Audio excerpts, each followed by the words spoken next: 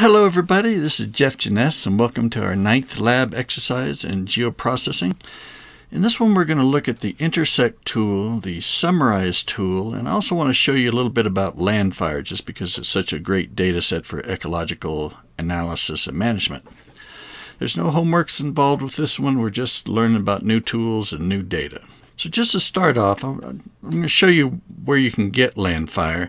It's at this website that's in the lab exercise document.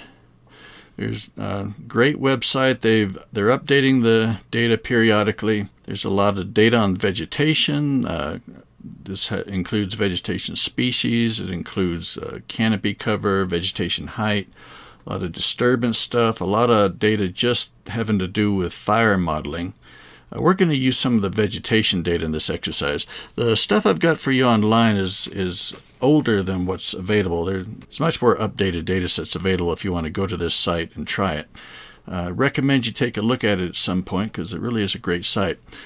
Now, one thing though about this particular lab exercise is that since I want to show you the Intersect tool, well, that operates on vector data. The data you get from Landfire is actually raster data. So I've converted the raster data I've downloaded into a vector data sets just to do on this lab exercise. Just to give you a quick sense of some of the stuff that's available, you can go to some of these links here. Right here, they talk about what's in this the version of data that I've got for you, like it's 1.4.0.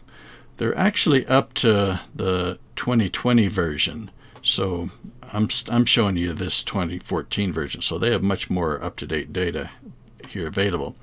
Now there's a lot of great data though. If you look at this PDF file, it gives you some definitions of the different types of data that's available. The Landfire data does classify the landscape in terms of vegetation type, and this document here gives you a sense of some of the definitions of the data. So if Landfire says that it's, say, North Pacific oak woodland, well, we go search for 3008 here, and it has a whole lot of information describing that. So yeah, there's a pretty good amount of information on each of these cover types that Landfire gives us. So it really is a great data set for ecological analysis and for land management. In fact, as far as I know, it's the only comprehensive data set that covers the entire, at least continental United States with vegetation cover type. It's got kind of a downside in that it's all modeled data. You know, nobody went every 30 meters over the whole country and recorded what the veg type was. And they definitely aren't doing it every couple of years when they come out with new versions here. But given that limitation, it really is great data. So it's worth your looking at, and I'm excited to show it to you in this lab exercise. All right, so we're going to make a new map. We're going to add our rock project polygons. These are the stands of rock project. That's what we've been doing the last couple lab exercises. So let's add that in there. Okay, the stands of rock project. This has all our stand polygons. Now let's add the existing vegetation type Landfire. All right, so we go here. I gave you 3 Landfire data sets. It's in this rock project Landfire. EVT is existing vegetation type. EVH is existing vegetation height. And EVC is existing vegetation cover. We want to use EVT, the veg type, in this example. Let's open that up. There it is. Let's just symbolize this a little better so we can see it easier. Okay. I'd like to show you what kind of data is offered in this. By the way, you might notice that this Landfire raster looks like a bunch of little square polygons. Well, that's because it started out as a raster and these are all the cells. Now I want to show you what's available right here. This stand looks like it's almost all one type of Landfire cover type. So let's take a look at what that is. We go to the Explore tool. Now, if you just take a look, hit this little down arrow. If it's Explore topmost layer, well, that's not really going to help. If we click on it, it'll just tell us information about the stand. And I'm wanting to show you the Landfire data. So let's change this to all visible layers. Now when we click on it, it'll give us information on everything that's visible that we're clicking on. And so we have the stands and we have Landfire. All right, so let's take a look at what's available in Landfire. At that point, we see that the class name is Southern Rocky Mountain Ponderosa Pine Woodland. The fuel name is the Southern Rocky Mountain Ponderosa Pine. We have lots of different levels of detail. So we know that it's tree covered. We know that these are conifer trees. We refined it even more to Ponderosa Pine Woodland, Forest, and Savanna. This SAF SRM, that's the Society of American Foresters / Society of Range Management Classification Systems.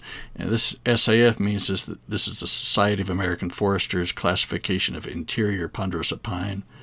These are more coarse classifications: tree-dominated, open tree canopy, evergreen open tree canopy. So we got all levels of classification going on in Landfire. It's really great data for this. Now, we've discussed in an earlier lecture about metadata, information that describes the data set itself.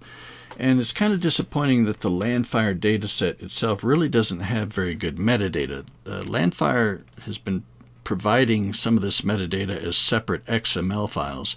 We can look at it if we open up the folder that contains the data. So they gave us this general Landfire metadata in a separate folder, and these XML files are the metadata documents. We can click on it, come down here to the metadata viewer,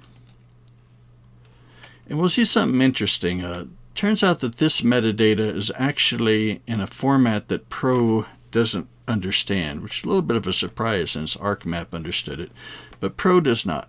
We can hit the view content and see the metadata in this XML format, and it's readable. I mean, you can see what the important things are in here. Also, if you want, this is up to you, you can come to the catalog menu, and with that selected, we can hit upgrade. And this will convert the data into the ArcGIS standard format. Just hit that. And now it's been converted. The XML file itself is actually changed now. And now ArcGIS can read it fine. So it's up to you if you want to do that. But anyway, there is good information on the data in those XML files. Okay, next up, let's try symbolizing some of the Landfire data according to one of their more interesting systems. I like that Society of American Foresters one. So let's just go to the symbology real quick. We're going to symbolize it by unique values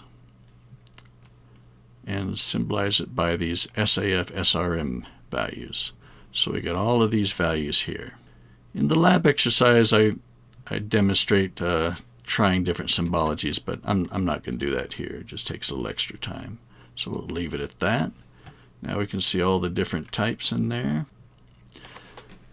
Now, imagine that we are actually managing these rock project stands, and we want to know some information about them. Within each stand, we want to know what the proportion of Landfire vegetation types are. I mean, if this is interior ponderosa pine, we can see that this stand is primarily interior ponderosa pine, but it's got a little bit of others as well.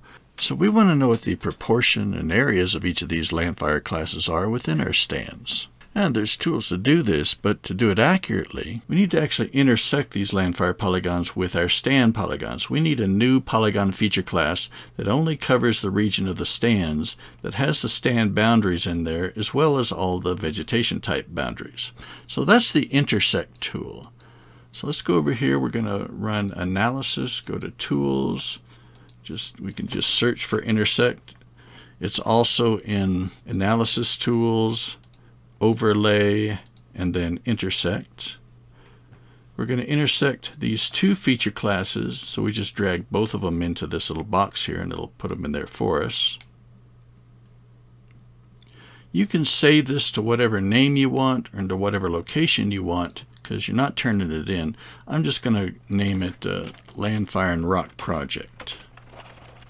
We're going to join all attributes, and we're going to output type is same as input. This means that since they're both input polygons, it's going to produce a new polygon feature class. You can actually intersect polygons and return points and polylined features instead, but we want it to be polygons. All right, let's hit run. It'll go to work.